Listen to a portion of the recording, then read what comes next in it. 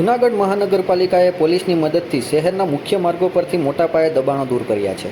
મોડી રાત્રે શરૂ થયેલી આ કાર્યવાહીમાં 3 દરગાહ, 5થી વધુ મંદિરો અને અસામાજિક તત્વોના 2 મકાનો સહિત દબાણો હટાવવામાં આવ્યા છે. દબાણ હટાવવા અભિયાનમાં અંતર્ગત ગાંધી ચોક, દાતાર રોડ અને તળાવા દરવાજા નજીક પેટ્રોલ પંપ પાસેની દરગાહો દૂર કરવામાં આવી છે. આ ઉપરાંત ખાડિયા વિસ્તાર સહિતના વિસ્તારોમાં અસામાજિક તત્વોના મકાનો પણ તોડવામાં આવ્યા છે.